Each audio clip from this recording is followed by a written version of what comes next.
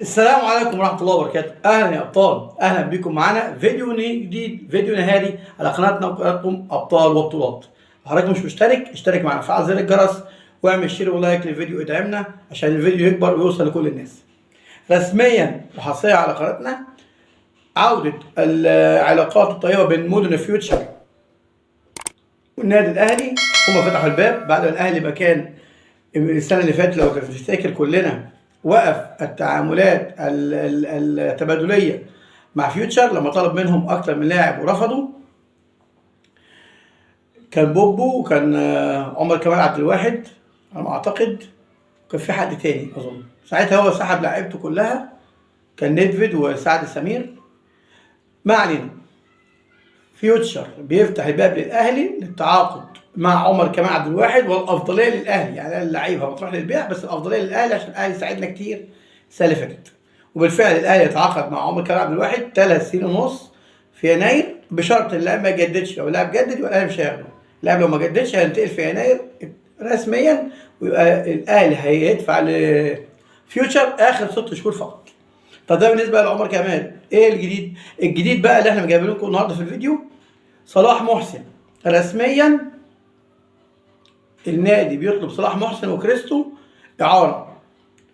انا اظن صلاح محسن اوكي يروح ويجيب احمد عاطف مثلا ولا حاجه لو عايزين يجيبوه، لكن كريستو ده اللي انا كنت قلت عليه الفيديوهات اللي فاتت. لو حضراتكم رجعتوا الفيديوهات معانا، ان انا كنت بحذر كريستو هيطلع زي قندوس، هيطلع من الاهلي ما يستفيدش بيه في اي اتجاه، هيطلع بره هيعمل شغل كويس جدا، واول يعني هنقول ايه، هيكون سلاح قوي ضد الاهلي. زي ما بنشوف لعيبه كتير بتطلع من الاهلي. نيدفيد الهدف الوحيد اللي جابه في فيوتشر جابه في الاهلي، سبب في التعادل وكما اسباب ضياع الدوري. الجون اللي كان جابه نيدفيد في الاهلي كان مثل برضه قندوسي الماتش اللي فات، لولا كره قفشه اللي جابها في الدقيقه 90 كان برضه ماتش 1-1 بسبب اللعيب احمد قندوسي. كان مثل برضه كريستو اللي راح فيوتشر هيعمل جبهه قويه جدا هناك ويسبب الاهلي حرج، وممكن يجيب في الاهلي اهداف كمان في ماتش الاهلي في الشهر الجاي. انا بحذر الاهلي ما يطلعش لعيبته، للاعيبه الاهلي لو طلعت بره بتحاول بكل السبل انها تقول للناس انا كنت لعيب في الاهلي وسهل ارجع الاهلي. فهيعمل ماتش قوي جدا قدام الاهلي اقوى من اي فرقه ثانيه. يعني قندوسي هو شايفينه عامل احلى شغل في الدوري طبعا في نظري انا، افضل لاعب في الدوري المصري في الهدافين، جايب 5 اهداف مفيش ولا ضربه جزاء. كلهم الباقيين جابوا 6 اهداف، يا اما ضربه جزاء يا اما ضربتين جزاء. يعني اللعيب هو الوحيد اللي لم يحرز ضربات جزاء اطلاقا. فرسميا في صفقه تبادليه، صلاح محسن وكريستو مطلوبين رسميا من فيوتشر، وان شاء الله هنشوف الاهلي هيعمل ايه بعد عمر كمال وهم هياخدوا صلاح محسن. صلاح محسن اوكي كده كده. يعني في تصريح النهارده خاص على موقع الاهلي، لا نيه لشراء مهاجمين اجانب في الشتاء. يعني خلاص كده موضوع ازارو ده مقفول. قالوا فعلا مفيش حد فعليا بيفكر يجيب ازارو رسميا، هو كله كلام لكن رسميا مفيش حد بعت حاجه لفيوتشر لازارو عشان يرجع للاهلي. احنا كولر مقتنع بموديست وهيكمل بالموسم، فاحنا بقى عايزين ندعم الاهلي. في نيه من كولر، ده الجديد بقى، خبر الجديد، نجم انبي في الاهلي. كولر رسميا طلب احمد فتوح، عمر كمال، وامين اوفا. احمد امين اوفا اللاعب اللي احرز لو نفتكر هدف في الزمالك الماتش اللي فات، رسميا كولر طالب التعاقد معاه.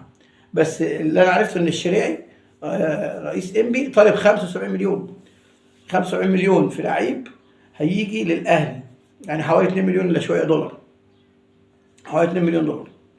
فاحنا نشوف ان شاء الله الجديد فين. وفتوح خضع للتحقيقات وقال لهم باللفظ كده، يعني حصل خناقه كمان ما بين شيكابالا وفتوح بسبب الموضوع ده او شد كده، ان فتوح لما حضر التحقيقات قال مش انا اول واحد اخرج من المعسكر وارجع، بس شيكابالا خرج قبلي يوم ماتش اسوان لو افتكر بتاع ماتش 2-1 بتاع كموني، خرج من المعسكر راح جاب سمك وفسيخ ورنجه ومش عارف ايه وحاجات من دي ورجع وكلنا وانبسطنا. ليه ما حدش عمل ايقاف لشيكابالا؟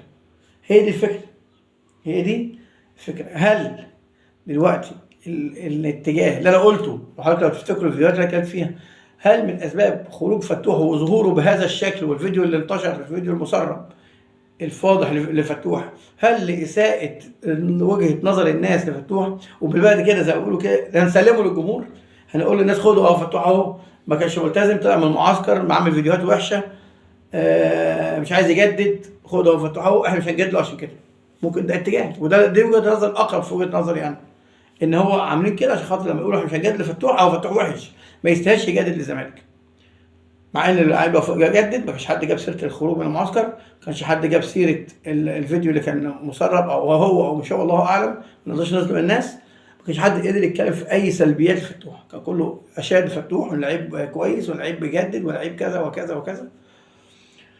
فهو ده اللي احنا بنتكلم فيه. هل فتوح خروجه بالصوره دي بسبب اللي حصل؟ طب هل انضمامه للمنتخب واللي حصل ان جمهور الزمالك يعني فيتوريا رسميا بيضم محمد صبحي وفتوح، انا ماليش دعوه بمشاكلهم مع النادي طول ما هو لسه في تحقيقات ومفيش قرار نهائي من النادي، انا محتاج اللعيبه عشان لعيبه كويسه، ضمهم. الزمالك مستاء جدا من المنتخب او من فيتوريا. ليه؟ لما كانوا كابتن ميدو طلب من حازم امام بشكل ودي عدم ضم اللاعبين عشان خاطر ارساء لقواعد النادي ومبادئ الاحترام، ان النادي الزمالك حطها ان هو وقف اللعيبه عشان خرجوا من المعسكر. دلوقتي لسه في تحقيقات، فيتوريا قال لما لسه في تحقيق انا مش هقدر اوقف اللعيبه او اخرجهم من المنتخب غير لما يظهر القرار النهائي. القرار النهائي يظهر امتى؟ ان شاء الله يوم الاثنين. طبعا النهارده في ماتش مهم جدا، الاهلي والجونه. ان شاء الله الاهلي يكفيه التعادل ليتصدر الدوري، الاهلي 12 بونت والبيراميدز 13، بس الاهلي اهدافا ونتائج افضل كمان، هو عشان عنده ماتش مؤجل غير ده. فالاهلي لو جاب تعادل نقطه واحده ان شاء الله يكون متصدر الدوري. ان شاء الله الاهلي يتصدر الدوري النهارده ان شاء الله بفوز مش تعادل، ونشوف مباراه قويه جدا. طبعا ان شاء الله هيبقى في رد فعل ان شاء الله على ماتش الاهلي، انتظرونا، خليكم معانا اشوفكم كل جديد. لو انت مش مشترك اشترك معنا، فعل زر الجرس يصلك كل جديد على قناتنا. كان معاكم احمد زيكو على ابطال وبطولات. سلام عليكم.